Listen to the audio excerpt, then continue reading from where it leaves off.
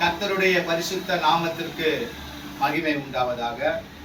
கர்த்தருக்குள் பிரியமான தேவஜனமே, இந்த செப்டம்பர் மாதத்தின் முதல் வார ஞாயிற்றுக்கிழமையிலே நாம் வாக்குத்தத்த செய்தியை இன்றைக்கு நாம் கேட்க போகிறோம்.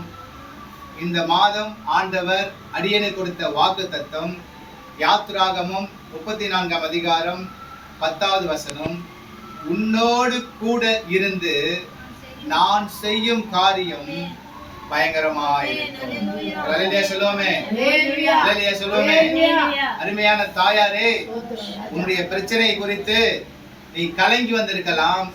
ஆனால் இந்த செப்டம்பர் மாதத்திலே ஆண்டவர் உங்களுக்கு வாக்கு கொடுக்கிறார். உன்னோடு கூட இருந்து நான் செய்கிற அற்புதம் மிக பிரம்மாண்டமாயிருக்கும். உன்னோடு கூட இருந்து நான் செய்கிற காரியம் பயங்கரமாயிருக்கும். நான் செய்கிற செயலை உன்னால் கிரகித்துக் கொள்ள முடியாது. இந்த செப்டம்பர் மாதத்திலே ஒரு அற்புதத்தை உனக்கு செய்வேன் என்று இந்த காலை ஆராதனையிலே பரிசுத்த ஆவியானவர் வாக்கு கொடுக்கிறார். ஒரு அல்லேலூயா சொல்லுமே, சத்தமா சொல்லுமே, அல்லேலூயா.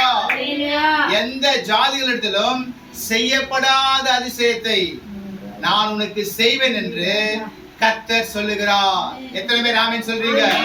இந்த செப்டம்பர் மாதத்திலே உங்களுக்கு ஆண்டவர் நன்மை செய்ய போகிறார். இந்த செப்டம்பர் மாதத்திலே ஆண்டவர் உங்களுக்கு அற்புதங்களை செய்ய போகிறார். இந்த செப்டம்பர் மாதத்திலே ஆண்டவர் உங்களுக்கு அதிசயங்களை செய்ய போகிறார். உன்னோடு கூட இருந்து நான் செய்யும் காரியம் பயங்கரமா இருக்கும் என்று இந்த காலை ஆராதனையிலே பரிசுத்த ஆவியானவர் உங்களுக்கு வாக்கு கொடுக்கிறார். ஒரு அல்லேலூயா சொல்லுவோமே, சத்தமா சொல்லுவோமே, அல்லேலூயா. கர்த்தருடைய பரிசுத்த நாமத்திற்கு மகிமை உண்டாவதாக. கர்த்தருக்குள் பிரியமான தேவஜனமே, ஆண்டவர் சொல்லுகிறார், உன்னோடு கூட நான் இருக்கிறேன்.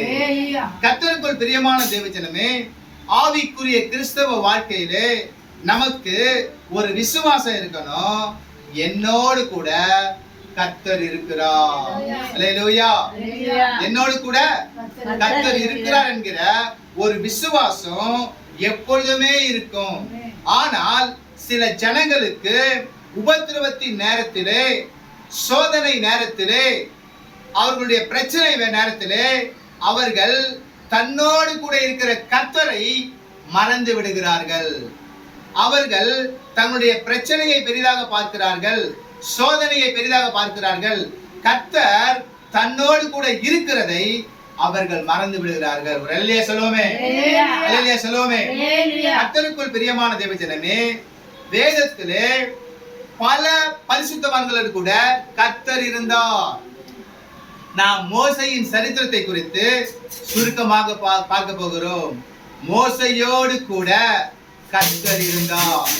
மோசேவுக்கு பின்பு யோசுவாவோடு கூட கர்த்தர் இருந்தார்.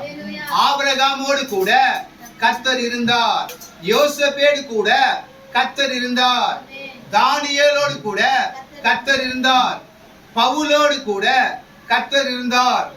ஆண்டவருடைய மார்பிலே சாய்ந்து உறங்கின யோவானோடு கூட கர்த்தர் இருந்தார். எலியாவோடு கூட கர்த்தர் இருந்தார். எலிசாவோடு கூட கர்த்தர் இருந்தார். இப்படி பல பரிசுத்தவான்களை நாம் சொல்ல முடியும்.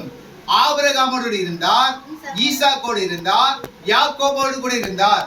கர்த்தர் இப்படி அவர்களோடு கூட இருந்ததினால் அவர்கள் வாழ்க்கையிலே என்ன நடந்தது? அல்லேலூயா சொல்லுவோமே, சத்தமா சொல்லுவோமே. தேவ நாமத்துக்கு மகிமை உண்டாகட்டும். கர்த்தருக்குள் பிரியமான தேவஜனமே, ஒரு கேள்வி நான் கேட்கிறேன். யாரோடு கர்த்தர் இருப்பார் என்ன பார்க்கும் பொழுது, செபிக்கிற மனிதனோடு கர்த்தர் இருப்பார்.